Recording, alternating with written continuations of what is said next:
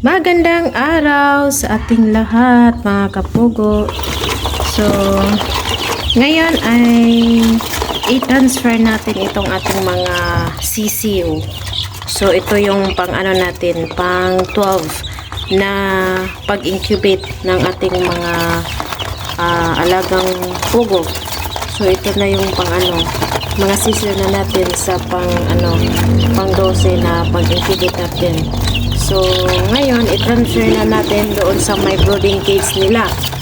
Doon sa likod bahay kasi medyo nagsiksikan na itong ating mga sisiw. Yan, tingnan nyo, lumalaki na rin sila.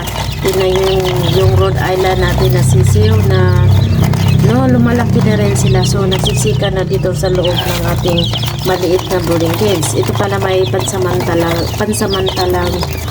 lamang kasi nga ito yung extension natin ay hindi kasya, hindi sapat yung hapa doon sa may likod bahay. So, yan, i-transfer na natin ito doon sa may brooding cage na medyo espaso, malaki yung espaso para kung saan makagala ng husto at lumaki itong ating mga sisiw na hindi nagsiksikan dito sa loob ng maliit na brooding cage, dito sa loob ng bahay. So, yan, ilipat na natin doon at yan. Sige. Dalhin natin itong crates na lang para madali. Yan. Itong crates. Siguro kunin natin ito para madali ang pagbuhat. So, yan.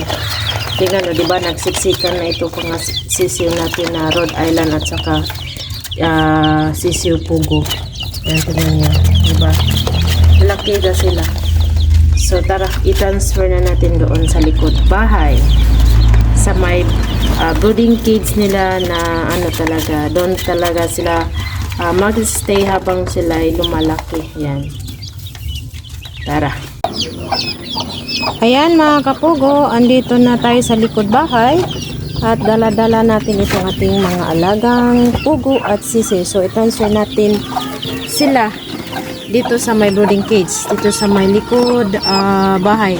So, dito natin sila ilagay habang sila ay lumalaki hanggang umabot ng 30 days old at pagkatapos ng 30 days old nila ay lipat na naman natin doon sa may permanent nila kulungan doon sa may puguhan sa may farm natin. So ayan.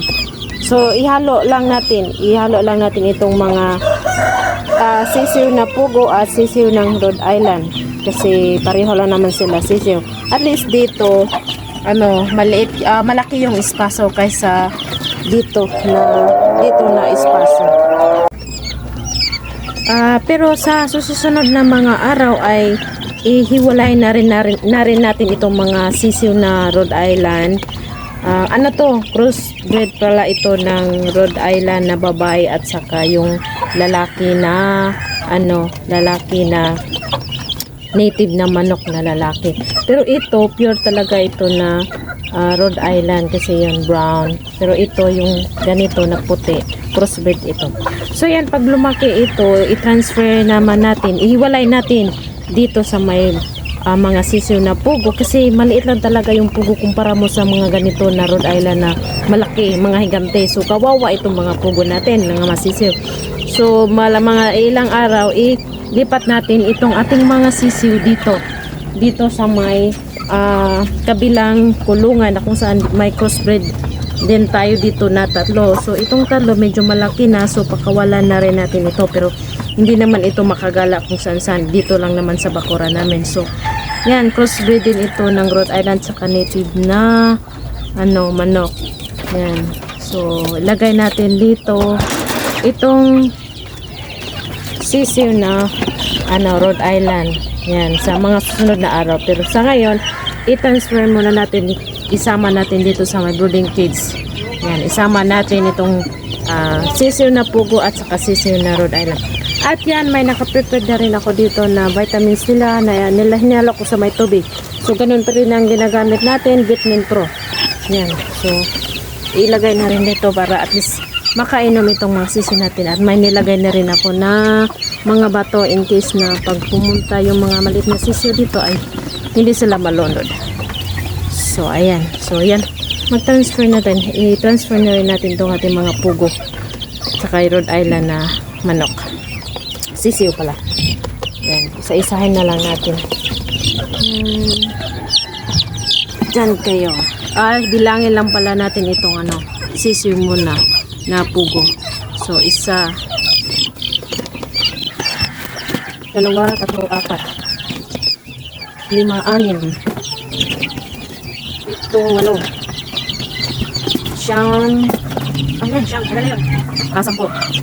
6, 7, 8, 9, 10, 11, 12, so 18 lahat ng mga sisiw natin na mga pugo. Tapos yung Rhode Island ay bilangin na natin 2, 3, 4, 5, 6, 7. So may 7 tayo na Rhode Island na sisiw at 18 na mga sisiw na pugo. So yan. Diyan muna natin sila isama pansamantala habang hindi pa natin na kuha itong malaking mga crossbreed natin na mga manok. Yan. So bigyan rin natin ng pagkain. Yan. So ang binigay ko dito ay ang Galimax 1000. Yan. So sanayin din natin na makakain sila. Yan. Kaunti-unti. Yan. Masanay rin sila dito sa labas bahay, dito sa may boarding case sa likod bahay, hindi doon sa may loob ng bahay. Yan. So, diba nanibago sila sa bagong kulungan nila, sa bagong environment nila. So, diba? So tingnan nyo, yan, kain na sila, start na sila ng kain. Tingnan nyo, diba ang ganda. So yan, sa susunod na araw ipaghiwalay na rin natin yan. Diba? Tapos yung iba dito na rin umiinom, tapos yung iba kumakain na rin. So pang na rin nila ngayon, pang 13 days old ng ating mga alagang pugo. Yan, 13 days old. So pag umabot na ito ng 30 days old ay ilipat na natin doon sa may permanent nila na kulungan, doon sa may puguhan natin, sa mini farm natin, doon kung saan nandoon yung mga breeders natin, layers na naglilera nilang itlog. Yun, doon natin isama, doon na yun ang permanent nila na kulungan. Yan, diba? So yan, nasanay na rin sila sa wakas. Tumutukan na rin ng feeds. Diba? So yung brown na manok, yan, dalawang brown, parang pure yan na Rhode Island. Parang yung nakaupan ng babaeng Rhode Island is yung lalaking Rhode Island, pero yung the rest na mga yan puti, yan crossbreed na yan, yung nakaupan ng babaeng Rhode Island ay native na lalaking manok. Yan. So kasi tingnan niyo yung kulay, di ba? Pero malalaki, yung lahi nito is malalaki kasi yung nanay is malaki. Yan. Hindi lang pure, mix lang siya. Pero itong dalawa, yung dalawa na pure brown, so pure ang nanay nito na Rhode Island at saka tatay. Di ba? Masanay na rin yan sila dito sa labas bahay na kulungan nila. So, yan. So medyo marami na rin yung alaga natin mga kabogo, diba? So ayan mga kabogo, salamat sa panonood ng aking video ngayon. So kunting update ko lang ito ngayon sa ating mga sisiw ng Rhode Island at saka sisiw na pugo. Yan, diba? Ang dami na rin nila. Tapos meron na rin ako nakasalang doon sa may incubator na Rhode Island ng itlog at saka pugo na itlog, diba? So ganon yung way ko para maparami itong ating mga alagang pugo at saka Rhode Island na manok. So pag incubate ko lang, kasi mayroon namang native na manok dito na hinahina maglilimlim, kaso nga medyo matagal pa. So may incubator naman ako, so yun ang ginagamit ko para madaling magpisa. Kasi yung pagpisa ng itlog pugo ay 18 days, tapos yung manok ay 21 days magpisa na rin, diba? Ayan. Salamat sa panonood mga kapugo.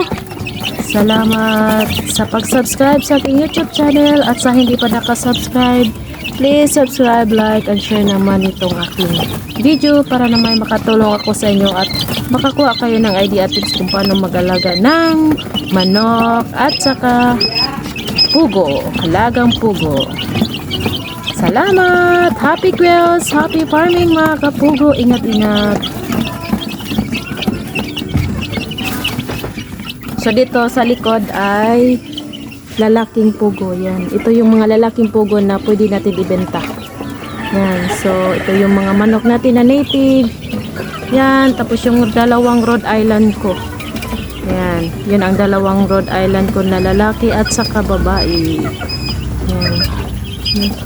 Tapos may mga manok pa din dyan na naglilimlim sa manok ng kapatid ko.